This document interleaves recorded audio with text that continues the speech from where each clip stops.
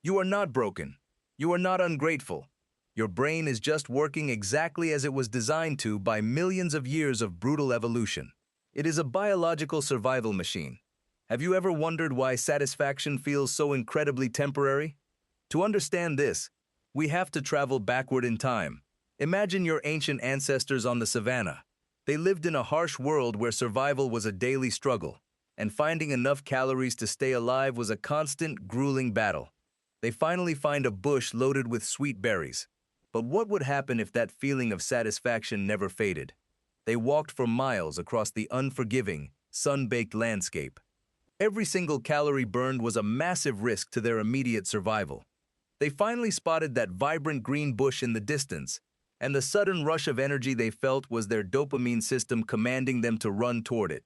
They gorged themselves on the sweet, life-saving fruit.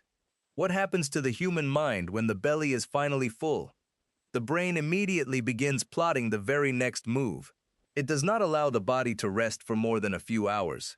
If our ancestors had simply decided that one good meal was enough for a lifetime, the human race would have gone extinct before it even began. Hunger always returns with a terrifying vengeance. Why is our biology so incredibly intolerant of permanent peace? If an ancient human stayed perfectly content, they would die quickly. They would sit under that berry bush forever. They would never look for more food. They would never seek shelter from the coming winter storms. And they would certainly never reproduce. Perfect satisfaction was an absolute death sentence. How did evolution solve this highly dangerous problem of contentment? It created a biological treadmill inside your mind. This invisible treadmill keeps you constantly moving forward. In 1971, renowned psychologists Philip Brickman and Donald Campbell gave this hidden neural mechanism a formal name in the scientific literature. They called it hedonic adaptation. Did you know your brain actively deletes your happiness just to keep you moving? Brickman and Campbell looked at people who experienced extreme life changes. They studied individuals who won massive, life-altering lottery jackpots. They wanted to see exactly how a sudden influx of immense wealth altered their baseline level of happiness over a long period of time. They also studied people who had suffered terrible, paralyzing accidents. Would you expect their happiness levels to be permanently changed by these events?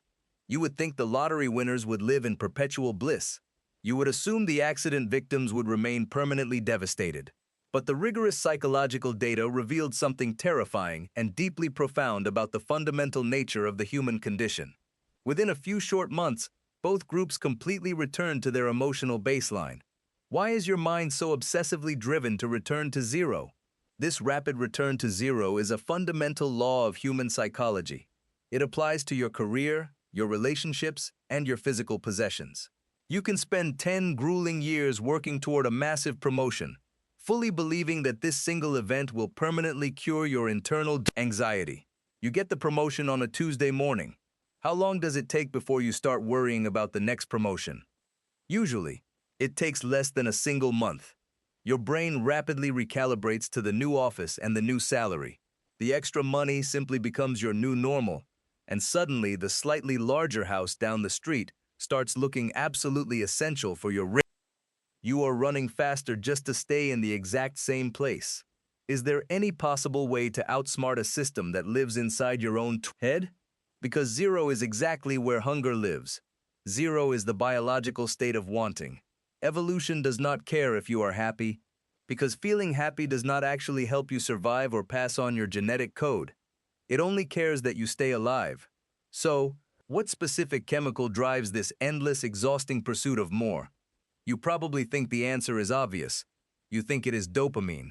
You have been told by endless articles and viral videos that dopamine is the ultimate pleasure molecule you get for achieving a goal. But this is a complete, fundamental misunderstanding of your biology. Are you ready to see what dopamine really does to your brain? Stanford neuroendocrinologist Robert Sapolsky conducted a truly brilliant experiment. He wanted to uncover the actual, hidden function of this famous chemical.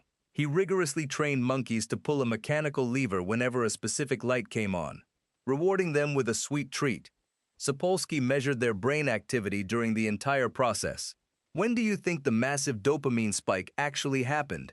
It did not happen when they finally ate the sweet treat. It happened the exact moment the signal light came on. The dopamine was not the reward for getting the food, but rather the powerful chemical engine that actively motivated the physical action. It was the sheer anticipation of the reward. What happens to your brain if the reward is no longer guaranteed? Sapolsky completely changed the rules of the experimental game.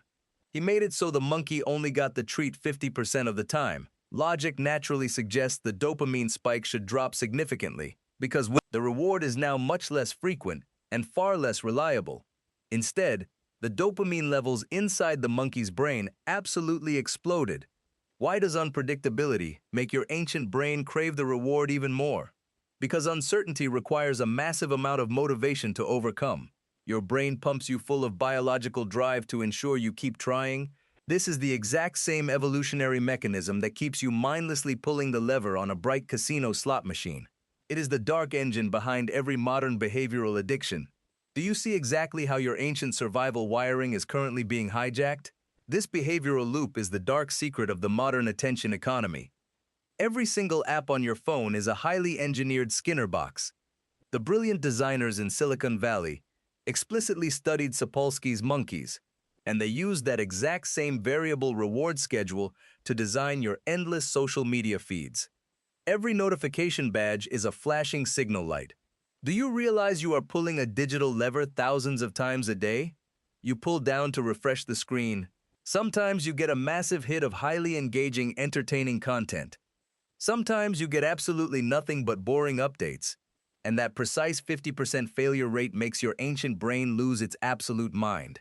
You are completely addicted to the agonizing uncertainty. Why does your brain completely ignore the things you already have in your hands? Because possessing an object does not require any future action. Your brain is an engine explicitly designed for constant forward motion.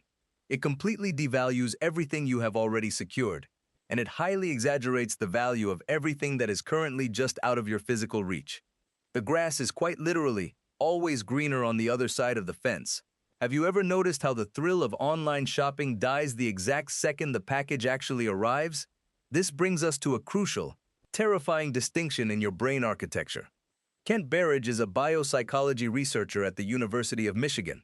He made a startling discovery about your neurochemistry that completely changed how scientists understand human desire and modern addiction. He found that your brain has two completely separate systems for processing rewards. Have you ever wanted something desperately, but not actually enjoyed it when you finally got it? That is the painful gap between wanting and liking. Berridge found that the wanting system is absolutely massive. It is deeply rooted in the primitive brainstem, entirely powered by dopamine, and it is absolutely relentless in its daily demands. The liking system, on the other hand, is incredibly tiny and fragile. Why would evolution design us to want things so much more than we actually like them? Because wanting is what actively drives physical action. Liking is just a very brief, fleeting chemical signal. It simply tells your physical body that you found something useful, but it fades almost instantly, so you will go out and find more. You scroll through short videos for 3 hours without ever smiling. Why do you keep violently scrolling if you are not even enjoying the content? You are permanently trapped in a massive wanting loop. Your dopamine system is literally screaming at you right now. It is desperately searching for the next piece of novel information to somehow ensure your biological survival in a chaotic digital wilderness. The fragile liking system has been completely and totally bypassed. How do we ever break free from a toxic cycle that is hardwired into our biology? This profound disconnect is creating a modern crisis of meaning. We are surrounded by more pure abundance than any humans in history. We have instant access to endless food, unlimited entertainment, and highly advanced shelter, yet we are experiencing record-breaking levels of profound psychological distress. Our ancient hardware is completely crashing in the modern software environment. How long can you continue fighting your own evolutionary biology before you completely burn out? You cannot win a direct war against your brainstem. It has a massive evolutionary head start on your logical conscious mind. Whenever your tiny prefrontal cortex tries to use sheer willpower to fight against a massive dopamine craving, the dopamine craving almost always wins in the long run. Willpower is a finite and easily depleted resource. What if the secret is not fighting the craving, but simply observing it? The brutal truth is, You cannot entirely break the cycle. You cannot simply delete your active dopamine receptors. You cannot ever step off the hedonic treadmill completely because it is the very structural foundation of your entire human drive. But you can radically change how you relate to it. What if your constant, nagging restlessness is actually your greatest personal asset? You have to learn to sit quietly with your own intense discomfort. You have to feel the sharp bite of wanting without immediately feeding it. When you finally realize that a craving is just a biological suggestion rather than a strict command, you instantly reclaim massive amounts of your own mental freedom. You do not have to obey every single chemical impulse.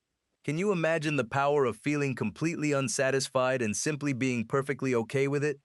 When you feel that deeply familiar ache of wanting more, recognize it. It is the literal echo of your ancient ancestors.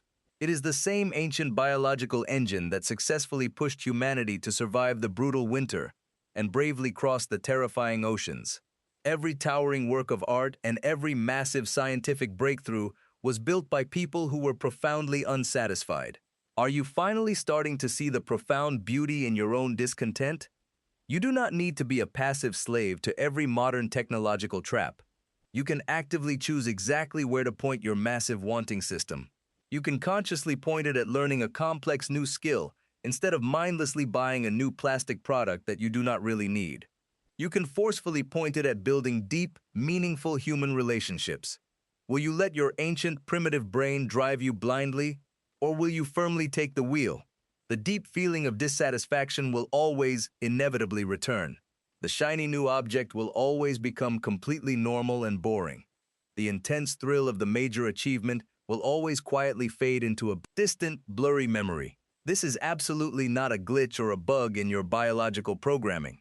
Think about the last time you finally got what you wanted.